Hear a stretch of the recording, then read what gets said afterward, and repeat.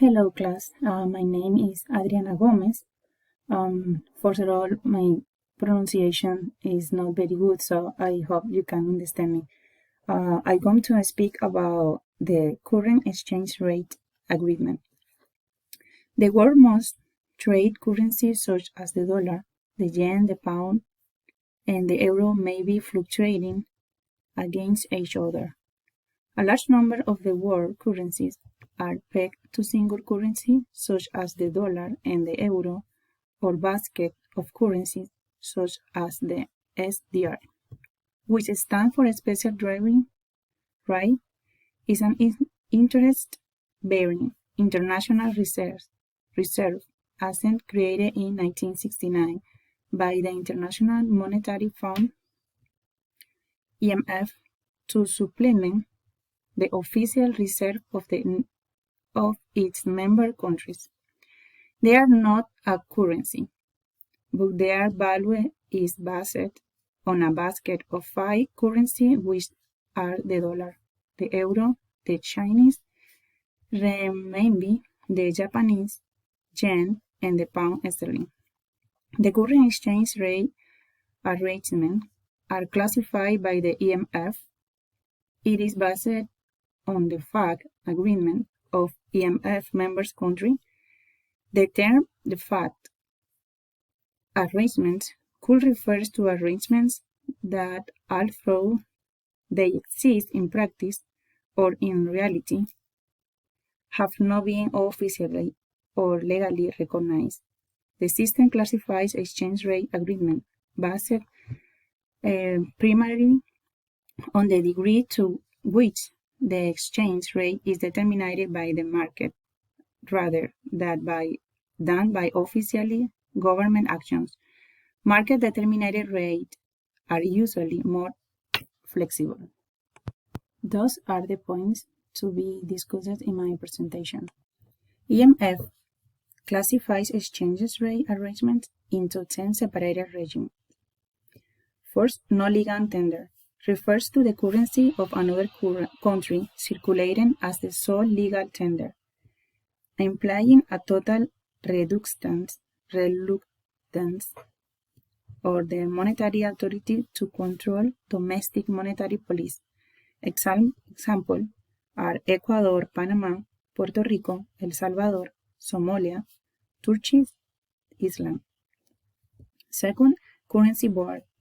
This is a monetary arrangement based on an explicit legislative commitment to exchange the domestic currency for a specific foreign currency at a fixed exchange rate. This is, the national currency is fully backed by another strong international currency and with free convertibility to this currency at a fixed rate. Its main characteristics are: foreign currency reserve must supply all national banknotes and coins. Convertibility is total and unlimited. This means that at any time all deposit, assets, and others can be converted into foreign currency. The central bank is forbidden to buy government security, so it could not finance the administration at any given time.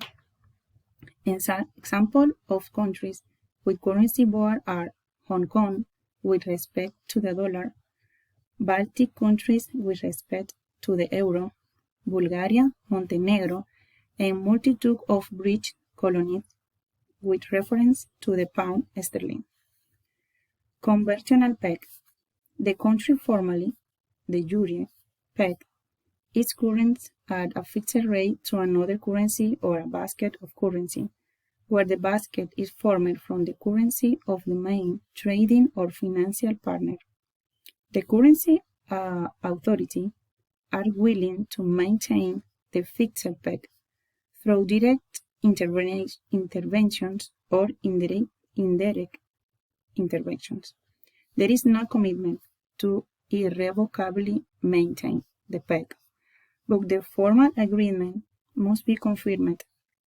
The exchange rate can fluctuate within narrow margin of less than plus or minimum 1% around a central rate, or the maximum or minimum value of the spot market exchange rate must remain within a 2% margin for at least 6 months.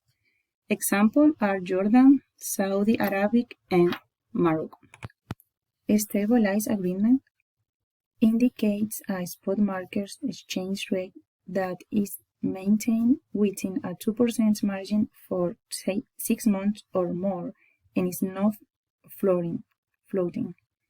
The required stability margin can be achieved with respect to a single currency or basket of currency, where the anchor currency or basket is determined by statistical techniques. Examples of such countries are Indonesia, Singapore, and Lebanon. Crawling peg is an exchange rate system in which the value of the currency is pegged to that of another currency, but this official value may vary from time to time and adjust gradually in response to market conditions. These changes are generally small and occur at predictable rates. Countries included Honduras and Nicaragua. Crowd-like arrangements. The exchange rate must remain within a narrow 2% range related to a statistically identified trend for 6 months or more, and the exchange rate arrangements cannot be considered fluctuating. Example countries are Iran, China, and Syria. Exchange rate peg within horizontal band is an exchange rate regime in which the value of a country's currency is maintained within certain fluctuating margin of plus or less 1% around a fixed rate. Country samples: Suriname has maintained its currency, the Suriname dollar, within horizontal bands, and Tonga. Other managed arrangement used when the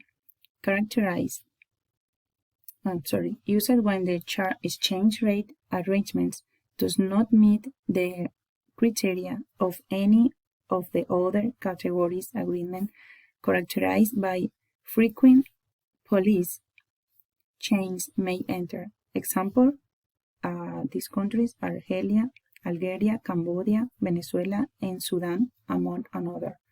Floating exchange rate, also known as flexible exchange rate. The country's central bank does not intervene. This exchange rate is in constant change. Supply and demand vary the exchange rate between currencies depending on factors affecting the respective currencies, such as economic growth, inflation, or interest rate. In this system, central banks buy and sell their local currency to adjust the exchange rate. The objective of such adjustment is to stabilize the market or to achieve a beneficial change in the exchange rate. Sample countries are Brazil, Korea, Turkey, among others. Free floating. A floating exchange rate can be classified as free floating if intervention occurs only exceptionally, and is intended to address these disorderly market conditions. It is called free because the governments refrain from manipulating the exchange rate, allowing the price of the currency to be determined by the interactions between supplies and demand. That is, the currency is free to float according to market forces. Example countries: Australia, Canada, Mexico, Japan, and an amount. The European monetary system. In the Smithsonian Agreement, signed in December 1971, the band of exchange rate movement was widened from the original plus or minus 1% to plus or minus 2.25%. The members of the European Community, EEC, however, decide to apply a narrower band of plus or minus for their currencies. The European version of the fixed exchange rate system that appeared when the Bretton Woods system collapsed was called the snake. This snake derived from the ways in which EEC currencies moved closely together with the wider band allowed for another currency such as the dollar. The EEC countries adopted the snake because they felt that stable exchange rates among EEC countries were essential to promote trade within the EEC and deepen economic integration. The snake system was replaced by the European monetary system in 1979. Its main objectives were to establish a zone of stability in Europe, to combine exchange rate policies based non-EMS currency. The euro and the European Monetary Union. On January 4, 1999, 11 of the 15 countries of the European Union adopted a common currency called the euro, voluntarily giving up their monetary sovereignty. The countries involved were Australia, Belgium, Finland, France, Germany, Ireland, Italy, Luxembourg, the Netherlands, Portugal, and Spain. The remaining 4 EU countries, Denmark, Greece, Sweden, and the United Kingdom, did not join the first time. However, they joined later. On January 4, 2002, euro banknotes and coins entered circulation, while national banknotes and coins were gradually withdrawn. The changeover was complete on July 4, 2002, and immediately canceled the legal tender status of national currency, leaving the euro as the sole legal tender in the Eurozone. Benefits of the monetary union. The most direct and immediate benefits are the reduction of transaction costs and the elimination of exchange rate uncertainty. Cost of monetary union. The main cause of monetary union is the loss of independence of national monetary and exchange rate policy. For example, Finland is a country highly dependent of the pulp and paper industry and faces a fall in world pulp and paper price.